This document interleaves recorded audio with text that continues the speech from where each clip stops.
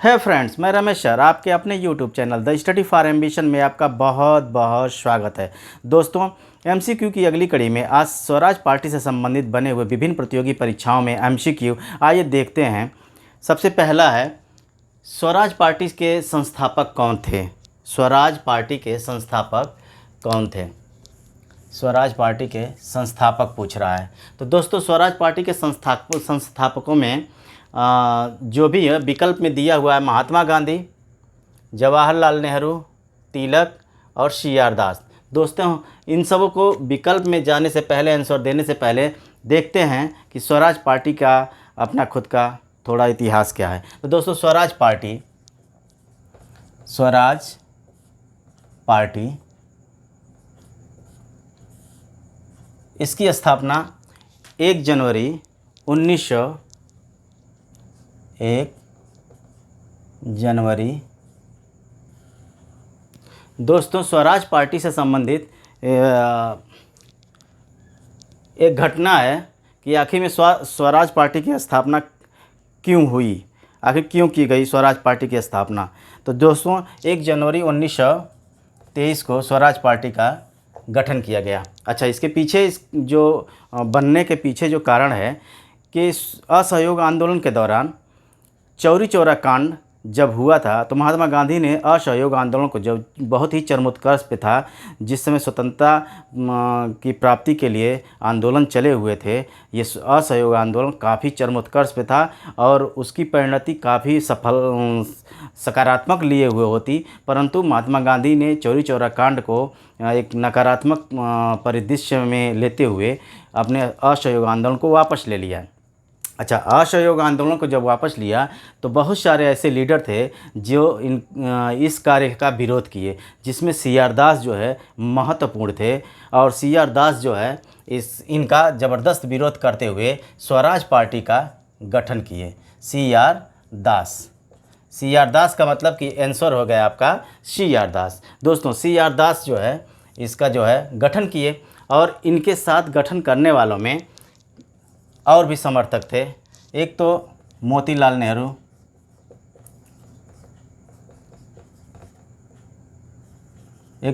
नेहरू थे, दूसरा विट्ठल भाई थे,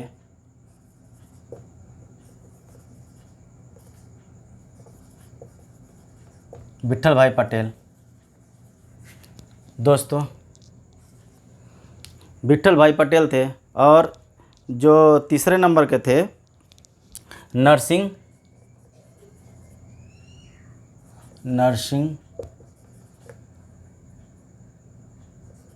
चिंतामन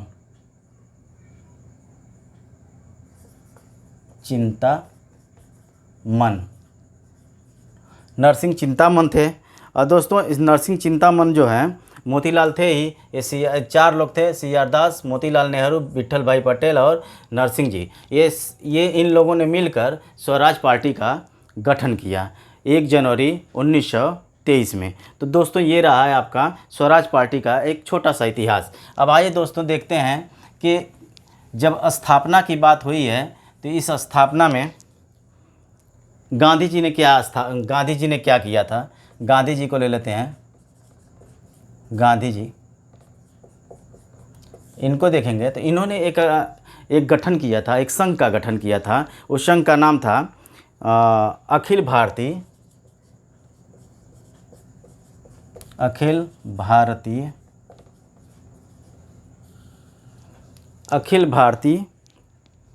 हरिजन संघ।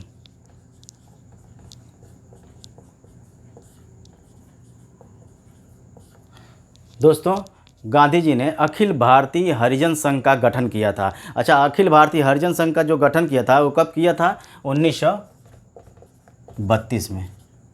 अखिल भारतीय हरिजन संघ का गठन 1932 में गांधी जी ने किया था। तो गठन से संबंधित, अच्छा, इसके जो अखिल भारतीय हरिजन संघ का जब गठन किया था 1932 में, तो इसमें अध्यक्ष कौन थे और इसके मंत्री कौन थे? तो अध्यक्ष में घनश्याम दास बेड़ा थे।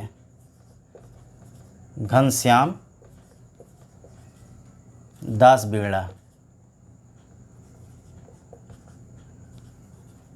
घनश्याम दास बेड़ा थे, अध्यक्ष थे। अच्छा, इसके महामंत्री कौन थे?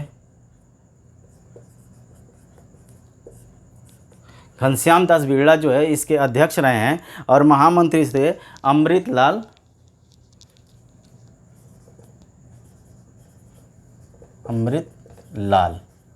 अमृतलाल ठक्कर करके थे।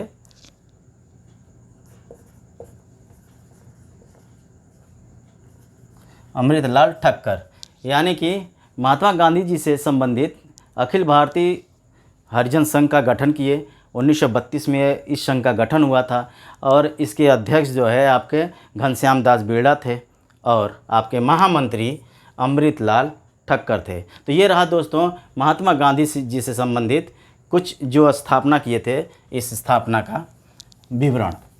आगे देखते हैं दोस्तों कि दूसरा विकल्प क्या है, जवाहरलाल नेहरू।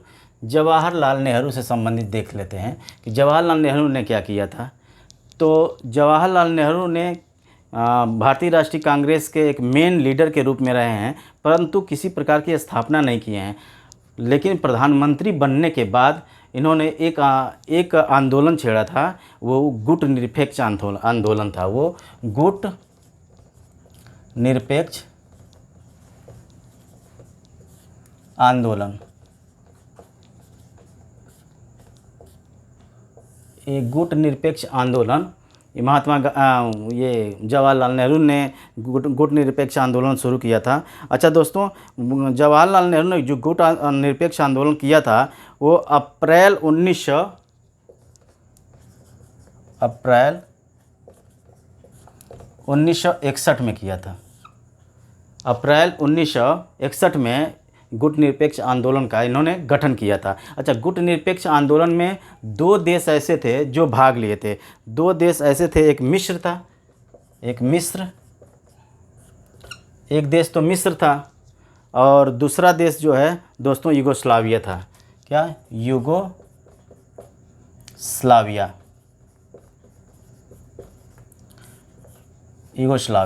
और दोनों के राष्ट्रपति ने इसमें भाग लिया था, यानी 3 लोग मिलके किए थे। एक तो भारत के प्रधानमंत्री जो थे पंडित जवाहरलाल नेहरू, दूसरे यूगोस्लाविया के और मिस्र के दोनों के राष्ट्रपति थे। अच्छा, मिस्र के जो राष्ट्रपति थे, मिस्र के राष्ट्रपति का नाम था अब्दुल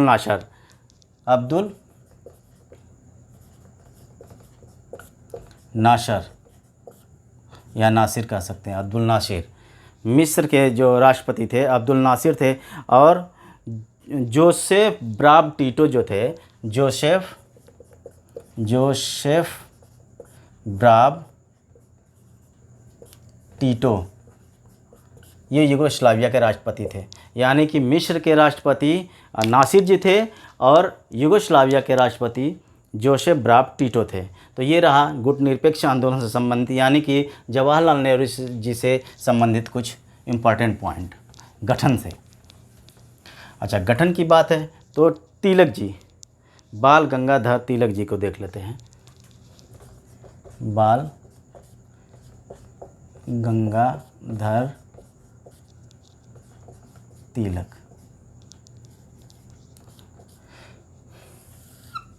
दोस्तों, बाल गंगाधर तिलक जी को जब देखेंगे तो इसमें कई ऐसे इम्पॉर्टेंट पॉइंट देखने को मिलेगा कि बाल गंगाधर तिलक जी का वास्तव में असली नाम क्या था। तो केशव गंगाधर तिलक, यानी इनका नाम क्या था? केशव। इनका असली नाम केशव था। केशव गंगाधर तिलक इनका असली नाम था दोस्तों। अच्छा, केशव गंगाधर तिलक तो इनका असली नाम था। एक और इनकी उपाधि थी लोकमान्य की।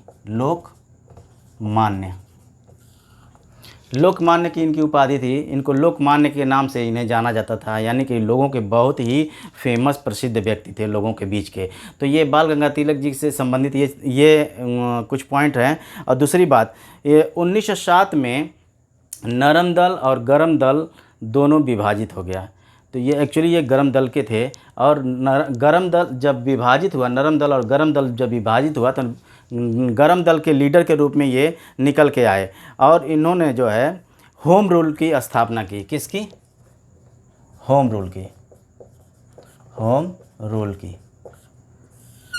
होम रूल की स्थापना किए थे ये दोस्तों। अच्छा, होम रूल की स्थापना ये जो है 28 अप्रैल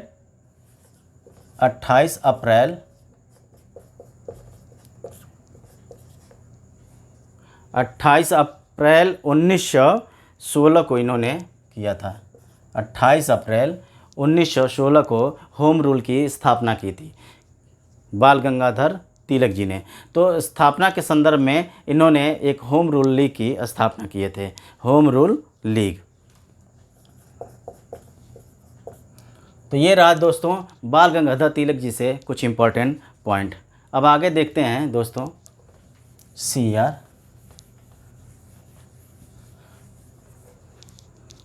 अगला जो है आपका दोस्तों कि CR दास जी का क्या था, कि मैं वही मेनली जो है CR दास जो है 1922 में चौरी चौरा कांड को लेके ये विवाद हुआ था और अलग हुए और अंततः जिन्होंने स्वराज पार्टी का गठन का ये नींव रखी। तो ये रहा प्रश्न नंबर 1 का आपका CR दास आंसर, यानी स्वराज पार्टी के संस्थापक कौन थे, यानी CR दास जी। अब क्वेश्चन नंबर 2 है दोस्तों कि निम्न में से कौन देश बंधु के नाम से जाना जाता है।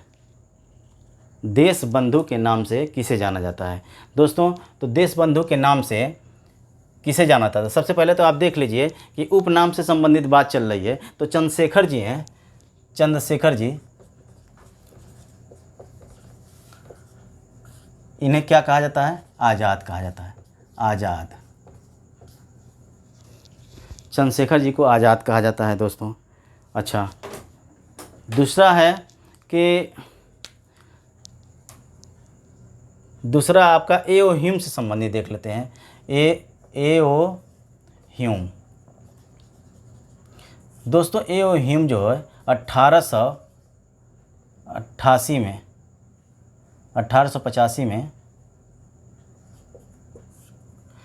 भारतीय राष्ट्रीय कांग्रेस की नींव रखी, यानी भारतीय राष्ट्रीय कांग्रेस की स्थापना करने वाले A.O. ह्यूम जी थे। अच्छा, इसकी एक और विशेषता है कि ये कभी इसके अध्यक्ष नहीं बने, कभी नहीं बने। किसके? भारतीय राष्ट्रीय कांग्रेस के, भारतीय राष्ट्रीय कांग्रेस। दोस्तों, भारतीय राष्ट्रीय कांग्रेस के कभी भी ये अध्यक्ष नहीं बने, यद्यपि के संस्थापक A.O. ह्यूम जी थे। अच्छा, इनको A.O. ह्यूम जी से संबंधित जो है इनकी कई महत्वपूर्ण पॉइंट है। पहला तो ये कि इन्हें पक्षी विज्ञानी कहा जाता है, पक्षी विज्ञानी, इन्हें पक्षी विज्ञानी कहा जाता है। ये इम्पोर्टेंट पॉइंट है दोस्तों। A.O. ह्यूम से एक और इम्पोर्टेंट चीज़ देखने को मिलता है कि भारतीय पक्षी विज्ञान के पितामह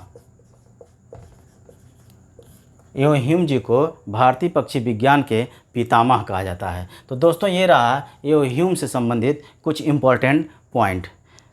तो दोस्तों, चंद्रशेखर जी को जहाँ पे आज़ाद कहा जाता है, A.O. ह्यूम की कुछ इम्पोर्टेंट चीज़ है, इन्हें भारतीय पक्षी विज्ञान के पितामह कहा जाता है। वहीं पे अगला पॉइंट है दोस्तों कि चित्तरंजन दास को, चित्तरंजन दास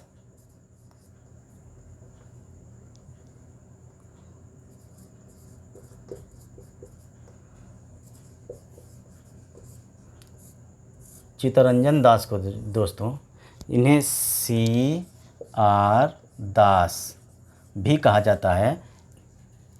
वास्तव में CR दास जी को ही देश बंधु कहा जाता है, देश बंधु कहा जाता है। यानी कि CR दास जी या चित्तरंजन दास जी की उपाधि जो है, इन्हें उपनाम देश बंधु से भी पुकारा जाता है। अब आगे आया दोस्तों, अगली पॉइंट है कि विकल्प में चौथा विकल्प है एनी बेसेंट। एनी बेसेंट के संदर्भ में देखा जाए, एनी बेसेंट, एनी बेसेंट जी के संदर्भ में देखा जाए तो इन्होंने एक महत्वपूर्ण काम किया था। वो ये कि एनी बेसेंट के उपनाम को बता दे रहे हैं कि एनी बेसेंट का उपनाम, ये खुद को कहती हैं कि मैं भारतीय टामटम हूँ, मैं एक ऐसा टामटम हूँ जो सोए हुए भारतीयों को जगाना उसका काम है। यानी कि इनका उपनाम टामटम, टामटम, इनका उपनाम टामटम है। तो दोस्तों ये रहा आपका क्वेश्चन नंबर 2 के कुछ महत्वपूर्ण पॉइंट। अब इसका आंसर हो गया दोस्तों चित्तरंजन दास, यानी कि देशबंधु चित्तरंजन दास जी को कहा जाता है। अब क्वेश्चन नंबर 3, यानी कि क्वेश्चन नंबर 3 का स्वराज पार्टी निर्माण के लिए कांग्रेस के अध्यक्ष पद से, अध्यक्ष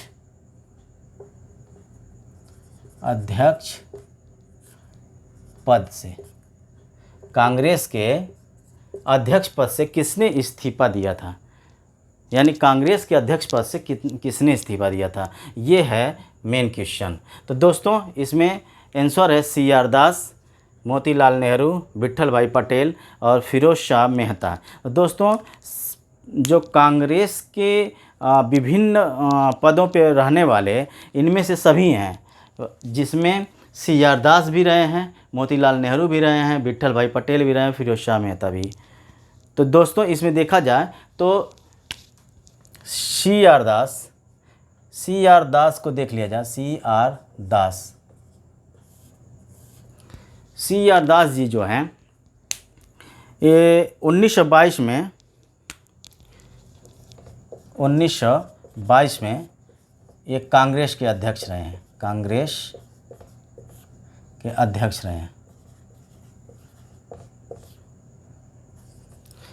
CR दास जी 1922 में ये कांग्रेस के अध्यक्ष रहे हैं और कांग्रेस के अध्यक्ष पद से रहते हुए इन्होंने इस्तीफा दिया और इस्तीफा देने के बाद जो है इन्होंने होम रूल लीग की क्या की, नींव डाली। होम रूल लीग की इन्होंने नींव डाली। तो दोस्तों अच्छा, ये गया कांग्रेस था, गया कांग्रेस के जो है अध्यक्ष थे। सॉरी दोस्तों, तो होम रूल लीग के नहीं, इन्होंने इस पद पे रहते हुए के अध्यक्ष पद को त्याग करके CR दास जी ने स्वराज पार्टी के गठन में अपनी महत्वपूर्ण भूमिका निभाई और ये जो है अपने अध्यक्ष पद को त्याग कर स्वराज पार्टी का गठन किया था। तो ये रहा दोस्तों इनका महत्वपूर्ण पॉइंट, यानी कि इसका आंसर जो है CR दास हुआ। अब रहा मोतीलाल नेहरू से संबंधित। तो मोतीलाल नेहरू से संबंधित दोस्तों मैं आपको ऊपर जो है जवाहरलाल नेहरू के बारे में बताया।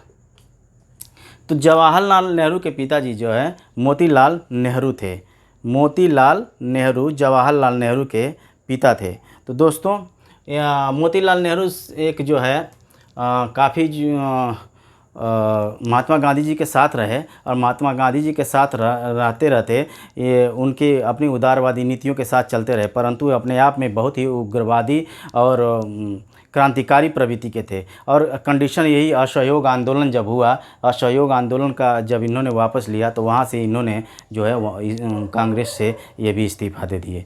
तो ये आपका मोतीलाल नेहरू ने भी इस्तीफा दिया, इन्होंने भी कांग्रेस से इस्तीफा दिया। अच्छा, विट्ठल भाई पटेल जो है तीसरी पॉइंट है, विट्ठल भाई पटेल, विट्ठल भाई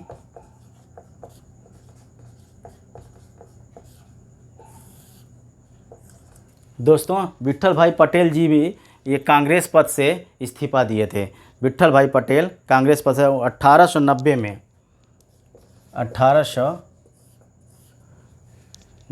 में इन्होंने जो है भारतीय राष्ट्रीय कांग्रेस के 6वें अध्यक्ष थे।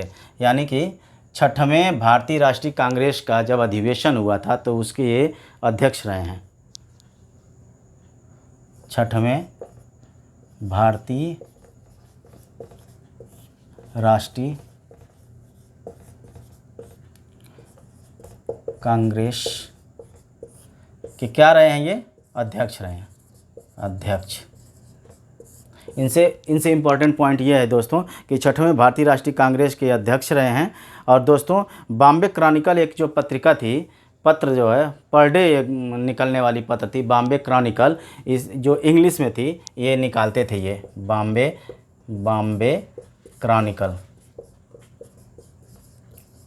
बॉम्बे क्रॉनिकल ये अंग्रेजी में था, इंग्लिश में।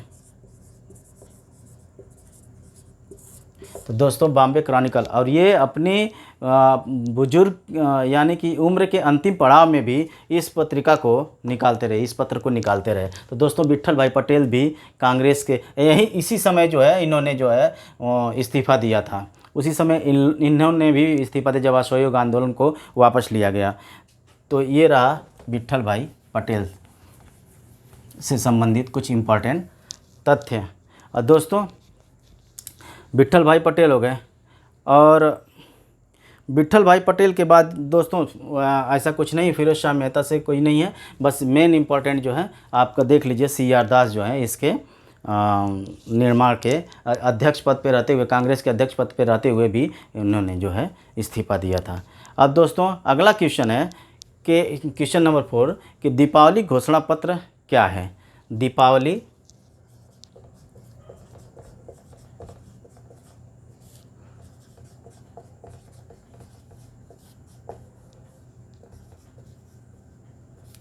घोषणा पत्र, दोस्तों दीपावली घोषणा पत्र यह है कि जब भारत आज़ाद हुआ था तो 1947 से लेकर 1950 के बीच में एक संक्रमणकालीन दौर था। संक्रमणकालीन दौर था जो अधिराज्य के रूप में जो है ये जाना जाता है, अधिराज्य के रूप में तो नहीं। अभी दीपावली घोषणा पत्र जो है हुआ क्या था कि ये दीपावली घोषणा पत्र 26 जनवरी को मेनली जो है मनाने का प्रावधान किया गया कि 26 जनवरी हमेशा स्वतंत्रता दिवस के रूप में मनाया जाएगा। उस दौरान जो है इसे 26 जनवरी को ये दीपावली घोषणा पत्र के रूप में मनाया जाना प्रारंभ हुआ। 26 जनवरी को 31 अक्टूबर 1929 को वायसराय 31 अक्टूबर 1929 को वायसराय लॉर्ड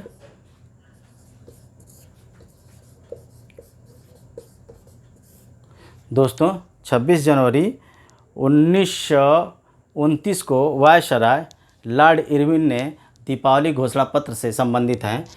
और इस दौरान जो दोस्तों एक वो हुआ था कि भारतीय राष्ट्रीय कांग्रेस के अधिवेशन में ये बात रखी गई थी कि अब पूर्ण स्वराज जो है हम प्रति 26 जनवरी को हम लोग मनाएंगे, यानी अब उसी को ये घोषणा पत्र के नाम से जाना गया, दीपावली घोषणा पत्र के नाम से जाना गया 26 जनवरी। तो दोस्तों ये जो सब इसका पूछा है कि दीपावली घोषणा पत्र का संबंध इसमें किससे है, तो दोस्तों 26 जनवरी को मनाने का जब ये प्रावधान लाया गया तो इसमें देखिए एक महत्वपूर्ण चीज़ है कि कह रहा है आंसर कि क्या ये सांप्रदायिक समस्या है। तो दोस्तों सांप्रदायिक समस्या से संबंधित कोई भी ये घोषणा पत्र का कोई संबंध सांप्रदायिक समस्या से नहीं था। यानी कि सांप्रदायिक समस्या का मतलब कि विभिन्न जाति धर्मों के लोग आपस में सांप्रदायिक दंगा करें या आपस में मतभेद रहे, तो वो ऐसा इससे संबंधित जो है ये दीपावली घोषणा पत्र नहीं है। दूसरा है डोमिनियन स्टेट।